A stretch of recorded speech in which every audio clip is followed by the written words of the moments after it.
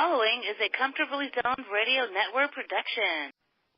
Good morning, good afternoon, good evening, wherever you may be, whenever you may be listening. Welcome to the Comfortably Zoned Radio Network and a program that we call Ask Claire. Perhaps because that's my name, Claire Hall. I'm the host of this weekly podcast. And when Ralph Tycho, the founder of the network, recruited me, he said, I get to talk about anything I want with anybody I want to talk to. And I said, that's too good a deal to pass up. And as you know, if you've been listening these past few months, we've been doing the program. I talk about a wide range of topics, but I keep returning to some of my favorite subjects. And, of course, one of them is the greatest of all games, baseball. And so I'm really proud to welcome to the microphone today John D'Acquisto, former Major League pitcher, author, and artist. John, how are you today? Fine, Claire. How are you doing? A-okay. It's a beautiful, mild day here on the Oregon coast, and you're in or near Phoenix, is that correct? Yes, I'm in North Phoenix, right up getting into the foothills of the Sonoran foothills, and heading up towards Prescott and Flagstaff. So it's a little chilly here today. Yeah, right now here it's probably about 48, and we're going to hit, if we're lucky, maybe 55. Not a lot of range here. I think we're going to be identical today. Yeah. Okay. Interesting.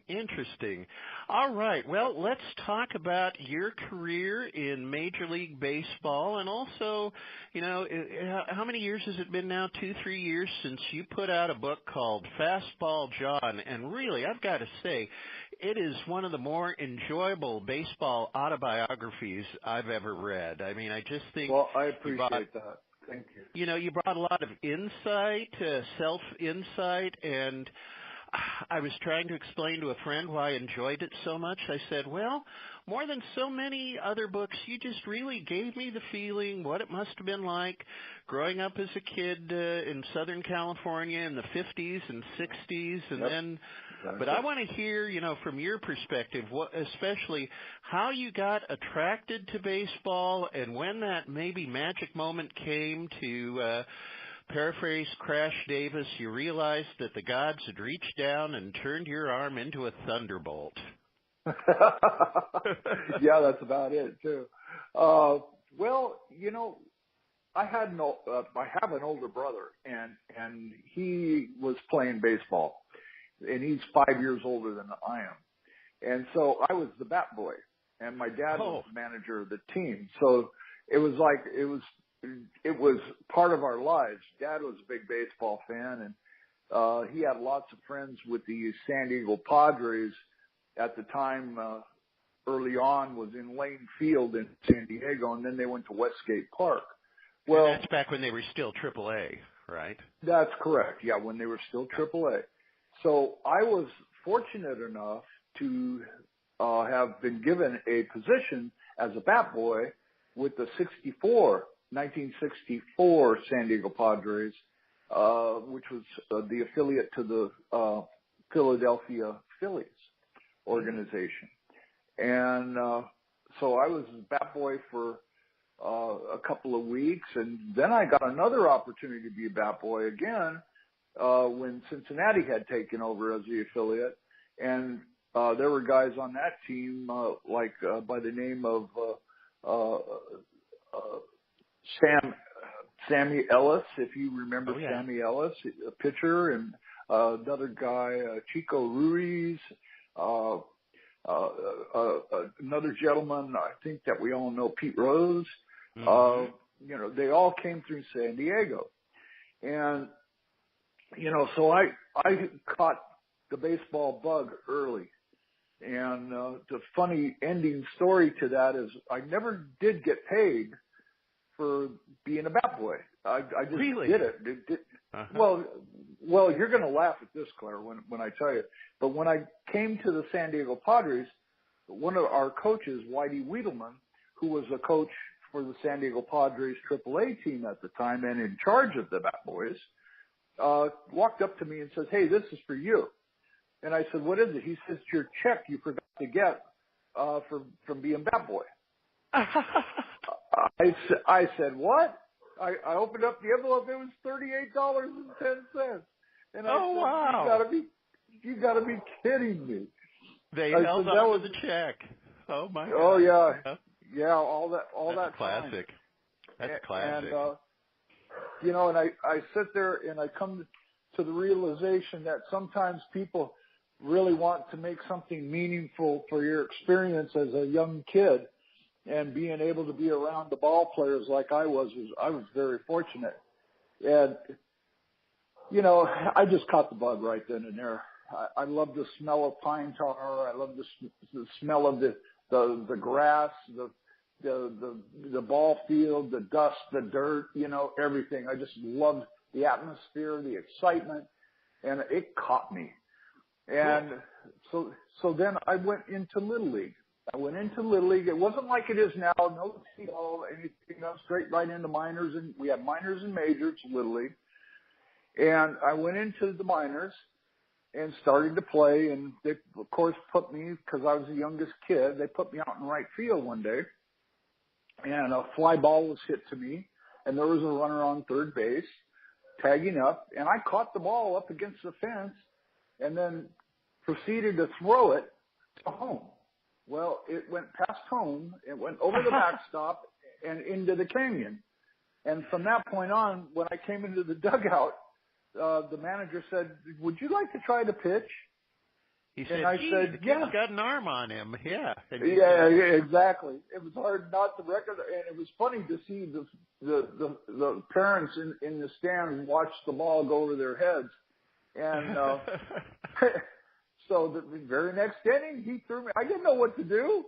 Pitching, I was watching other kids, but I was a pretty good athlete when I was a kid, so it kind of worked out well. But I went on the mound, and it was a natural thing. It was just like I watched it on TV. I was able to, you know, take it from there, and it never changed. I never left the mound from that point on. I played shortstop and center field and sometimes right field, you know, when I got older in different levels, but that's how it started. It's how it all started. That's and it was fantastic. Really cool. And then how did you end up a San Francisco Giant? Well, in my high school days, I was a All-American athlete in football and in baseball, and so I got recognized by the scouts real quick, and I was 11 and 1 with a 0.91 earned run average in my senior year. My junior year, I won MVP in 2 tournaments. So I got a lot of eyeballs on me real quick, and I was able to get recognized as, you know, up and coming possibility of being drafted. And, in my senior year, like I said, I did really well. I made All-American honors, and then I was starting to get hit by every team coming in, checking me out to physicals, and you know, making sure I was healthy, and everything went good. And the Giants came in, and Padres also wanted me because I was a local boy, but Sure. they went after Mike Ivey, who was the number 1 overall pick. I could have been the number 1 overall pick, but I went further down the line to the 17th player picked in the first round. And the Giants were fortunate enough, and I was scouted by Carl Hubble, the great King Carl Hubble. Screwballer, yeah. That's right. And he, and this is a funny story in its own right, too. I went to play a game at Patrick Henry High School, and I was at St. Augustine, and there was this gentleman standing in. Back then, we had the screens, the cages. You know, they call them cages. Right. And I saw this gentleman in the back in a suit with a fedora on and dark glasses, like he wasn't obvious enough. And and he standing right behind home plate. Well, I was warming up, and I threw a ball pretty hard, and it stuck into the chain link fence of the cage. right in front of his face. And he smoked, Hubble smoked a pipe. He smoked a pipe. Uh-huh. So he took his pipe and he tried to poke the ball out of the fence with his pipe, and it wasn't moving. And so the umpire came over and tried to pull it out. He couldn't get it out either, so they took a fungal bat and knocked it out. And he says, "Excuse me," he was telling my coach, "Excuse me, can I have that baseball?" Uh-huh. And he goes, "Well, who are you? Who are you?" Uh-huh. He goes, "Well, I'm Carl Hubble." Yeah, sure, you can have the ball. The Carl Hubble? Yes, sir. Yeah. I'm Carl Hubble. And so he gave him the baseball. So I go out and throw a no-hitter that game. That was my third no-hitter against that team. Oh, my gosh. You had their number. Oh, definitely. And so after the game, he came up and introduced himself to me and my mom and dad, and he had me sign the ball. He says, "I want you to write to Carl Hubble with best wishes, John D'Acquisto. And I want you to sign it right across where the chain link mark is on the ball." And I go, "Yes, sir. I'd be happy to." So I signed that ball to him. He took that back to the Giants and said, "If you want to know if this kid throws hard, he stuck this ball into a chain link fence." I love it. At over 100 miles an hour at least. And that was it. And I got picked up. I got picked up by the Giants. And there was Atlanta, a whole bunch of teams. Yankees, Atlanta, Philly. Almost everybody wanted to get me, but I was surprised that I went so far down the line, but that was okay. I took it and ran with it. And I could have gone and played football too. I could have gone to college. I had a 4-year college degree at scholarship, at USC for football and baseball at 2 and 2. And so I was able to, I was going to play for John McKay and Rod Dato. And, so I had my backup already in place, and, I decided that maybe baseball would be the better way to go after I saw how big these guys were at SC, and decided to play baseball, which was a good thing because Giants needed pitching at the time too, so they were getting older. Yes, they did. And you're not a little guy. You're what, like 6'2", a little over 200 pounds, but I was about 205, 220, 225 for back then. It was good size for a linebacker, and I was a linebacker. So, but the guys I was looking at were 6'5", 6'6", 265, 275 linebackers, outside linebackers, and it could run like gazelles, And I just said, nah, I don't think so. Baseball's Plus, baseball's it, and it was a good move. It didn't take me long. To get to the big leagues. I was 19 years old, Claire, and sweet. I was in the big leagues at 19. Spring training, first game, opening day, and I turn around and Willie Mays is out in center field, and I'm looking at 24. Staring at him. And I hear McCovey on first, Willie McCovey on first, go figure. And I hear McCovey go, "JD, throw the ball." Oh yeah, okay. Yeah. So I get on the mound. Mays wasn't ready yet, and he's screaming at me to not throw the ball. So I got one telling me to throw the ball, one telling me not to throw the ball. It was hilarious, and my knees were shaking. Oh, I bet. So I cannot even imagine being on the same field with Willie Mays, the kind of emotion. Oh, it was exciting. Yeah. And that Giants team, like you mentioned, some all-time greats right there. And you mentioned two of them, but at the same time, the pitching, like Juan Marshall was basically at the end of the line. They had traded Gaylord Perry. There was some real opportunity for you. Yeah. In 71, Gaylord was still there. That's right. He left in 73, and Sam McDowell came in. But Gaylord was still there, and Marichal was there, and Jerry Johnson, and Frank Rieberger, just some great guys. But they're all older. They were all older. Right. Jim Willoughby, Randy Moffett, who yeah. I continued to play with Jim Willoughby and Randy Moffett, for the remaining time that I was at San Francisco. We were teammates all the way up into '77. So it was a formidable team, and they ended up winning the Western Division that year. Oh yeah, 71. That's right. Yep. That's right. Yep. Mm-hmm. So and really made his last great year, I think, and then he ended up going to the Mets the next year, and from what I've read, not because Horace Stoneham wanted to trade him, but because he wanted to really assure his future financially, and I guess which he felt that he couldn't, and if he was going to trade, if you're going to trade Willie Mays anywhere, to let him finish up in the city where he started, I thought that was nice, huh? Yeah, it was nice. It was nice. It would have been better if it was like for the New York Giants or, for the, but things go the way they go in baseball. Yes, they do. It's the way it is. Yep. Because it's a game we love, whether we watch it, whether you play it, but also it is a business, better or worse. Good call, Claire. Yeah. It is a business. And I keep telling these young kids coming up, remember, it's a business. And even though you're on the field of play, it's look at outside the box, please. Look outside the box, and outside the box is every little thing you don't want to touch.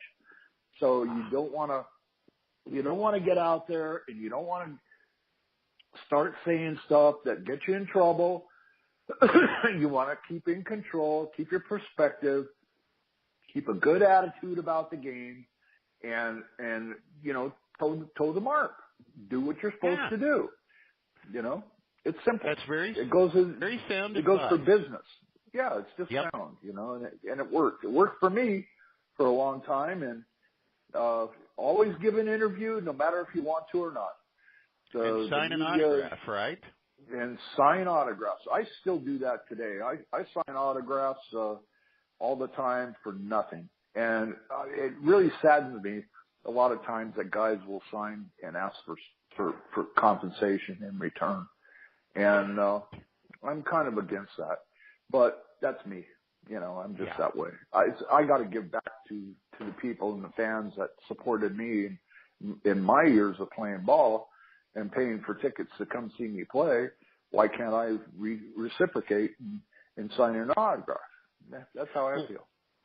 Love that kind of attitude. I mean, a few months ago on the program, I talked to Irene Hodges, Gil Hodges' eldest daughter, and she talked about how growing up, that anytime he was out in public, he would stop to sign autographs, and at first, she and her siblings got a little frustrated by that, but her dad's attitude was very much like yours. These are the people who pay my salary, who support me, and it's the least I can do to take a minute to say hello and sign an autograph for them. That's exactly correct. Absolutely. Hey, could we talk about somebody you mentioned a couple of minutes ago, and sadly, he passed away last year, but perhaps, would you say maybe the most popular San Francisco Giant of all time, if not the most, certainly one of the most popular, and that would be Mr. Willie McCovey? Oh, absolutely, Claire. What a gentleman. Willie Mack, number 44, my buddy. I was, like I say, 19 years old and wet behind the ears, and Mack was my mentor. Always a kind word, good advice. Look out for this. Don't do this. Kind of get the lay of the land before you start saying stuff. Remember, you're a rookie here. You're supposed to be seen and not heard.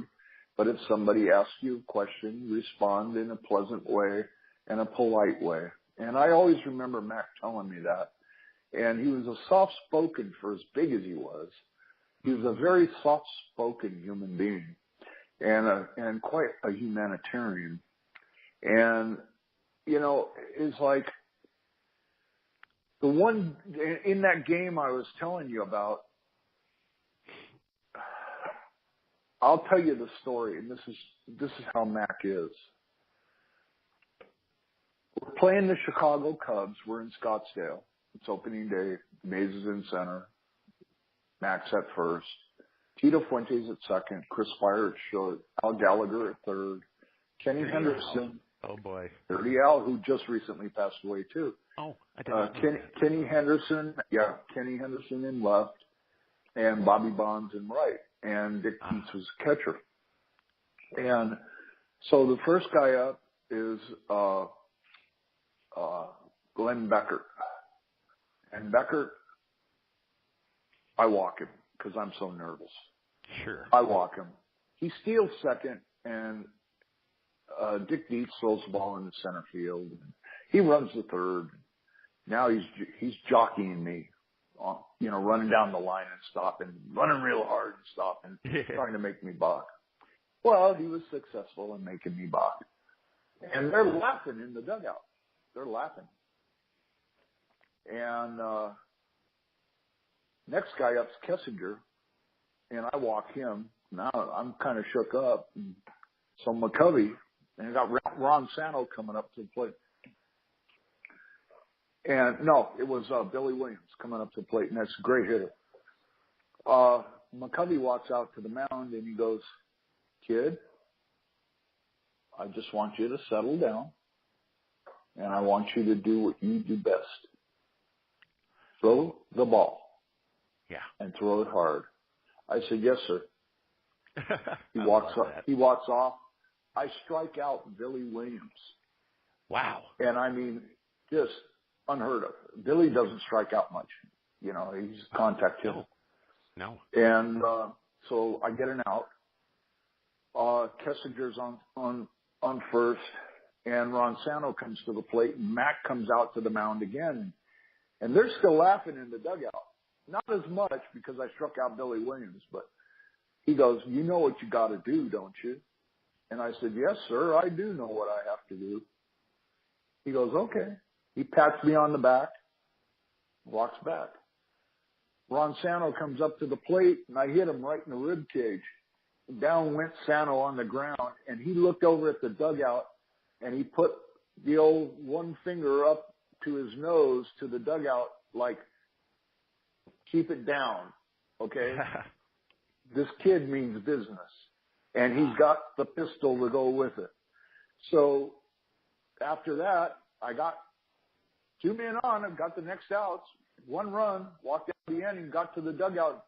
Man, I got swarmed by my teammates, and Mac put his arm around me, and Mays came in and patted me on the head, and Mac goes, "You do know what the hell you're doing out there, don't you?" I love that. Isn't that great? Isn't that great? Yeah, and this is something I don't know if people always appreciate, but this is your story here. It's a classic illustration that, it's a game of skill, but it's also a game of smarts. I mean, what's the Yogi Berra line that people keep quoting? What is it? 90% of baseball is half mental, or something like that. But 90% of mental, or 90% of baseball is half mental. Yes. That's it. Something like that. Yeah. But again, you know from us being longtime Facebook friends, my passion for the great Brooklyn Dodger teams of the 50s. Yeah, definitely. Roy Campanella, not only being such a great hitter, but, and having such an accurate arm, but, again and again where I read about how he the way what a master psychologist he was in terms of handling pitchers and bringing out the best in his pitchers. And that's something, never is going to show up maybe in statistics in a box score, even with all the wonderful new modern statistics we've got. But it's, it just seems to me absolutely crucial and can be the difference between success and failure in the game. Yeah, you're right. Often. No, you're totally correct. Totally correct. Okay. Yeah, it's a fine line, Cliff. It's a fine line, Yeah. I mean, obviously, if you can't throw a major league fastball, all the smarts and determination in the world aren't going to do you much good. But if you've got the tools and then you know how to use the tools, There's where greatness comes from. That's a success line. I call it the human chess game. It's a human chess game. It is offense against defense. It is backgammon. It is a mind game. It is thinking ahead. It is planning. It is goal set. It's goal minded. 3 hits every 10 times you're up, you're in the Hall of Fame. 2 hits every 10 times you're up, and you're sitting the bench or going to the minor leagues, and it's the difference between 1 hit. And there's your fine line.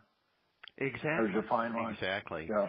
Well, I want to talk baseball some more, but I don't want our time to get away without talking about your artwork. And just a little preface, I mentioned that we've been long-time Facebook friends, and, this is just one of the many things that delights me about Facebook is that so many former players, especially of my era growing up, 60s, 70s, and into the 80s, are really active on Facebook, and you're one of the most active, and not only do you share great memories of your baseball career, but you're quite the artist. And I don't know, just talk about your art and how you do it and how you got into it, please.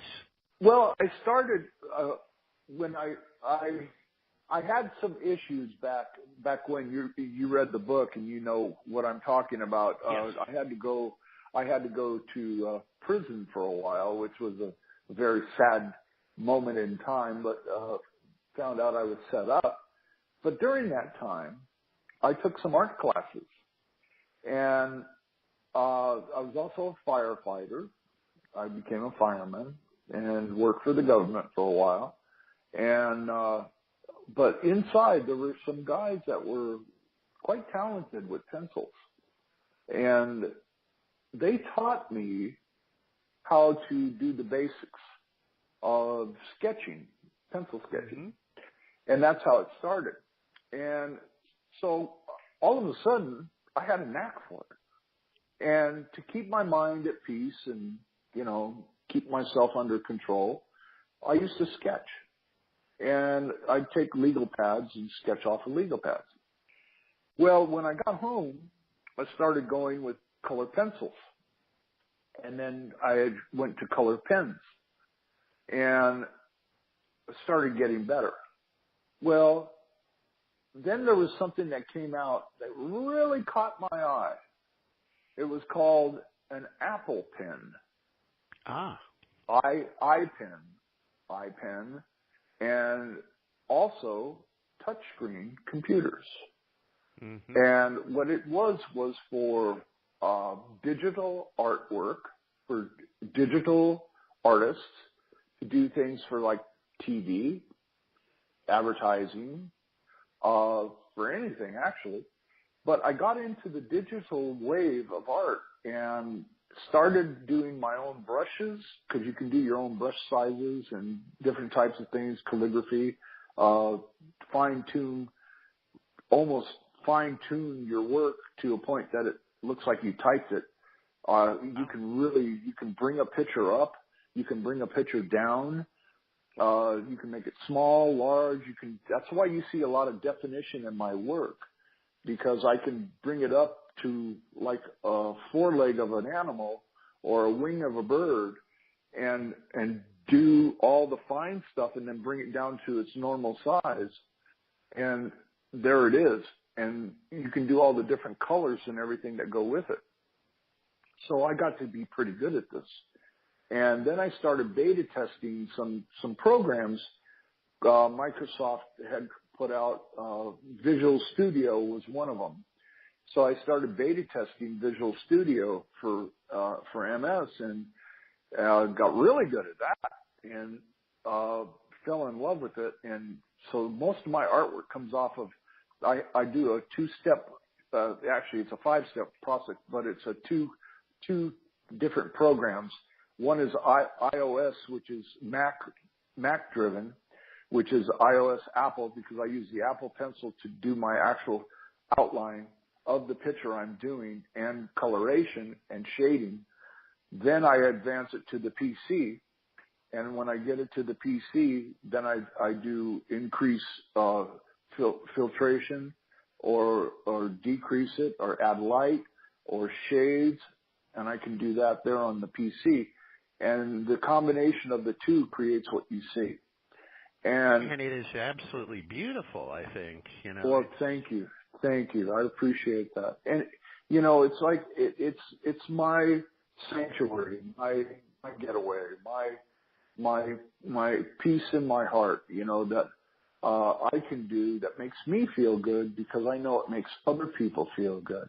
And then when someone gets a piece or buys a piece from me, it's something they can hang for a long time. And it's something that they can look at and enjoy.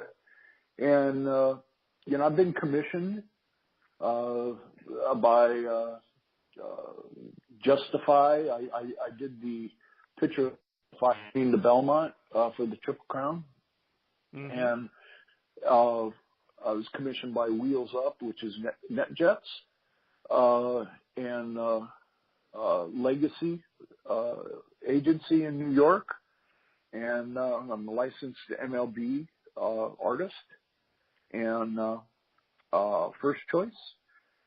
So it's like it grew from a hobby to, I'm not going to say a business, but a love. And that's great. Yeah, it's been really rewarding for me. And I still do pens, paint, and pencil. Still. Wow. To this day. Oh. I don't just stick to the digital because I want it to be to where I don't want to forget how I did the artwork in, I call it domesticated style, where it's using pen and paper, and don't make a mistake because you got to start over again, Uh-huh. So, but what it did do for me when I go back to doing pen and pencil is that when I do my outlines, I'm a little more careful how I do my outlines now because I know I can't go back and just say, delete, start over. And that's the benefit of digital versus pen and paper. But I've done a lot of pieces for friends, painted them and did paint pens. Paint pens are absolutely to die for. I love them. They're really, really, really cool. Yeah. So that's it. That's how it started. That's great. Well, as I was afraid, half an hour has flown by. We've got to touch on a lot of aspects of your life, but we just barely got you to the big leagues, and you were up there for 10 years. So maybe could we do a return engagement sometime? Oh, absolutely, Claire. Anytime. You know that. Okay. I'd be happy. It's been a pleasure, John. John D'Acquisto, our guest on this edition of Ask Claire. Thank you for listening, and until we meet again, happy trails.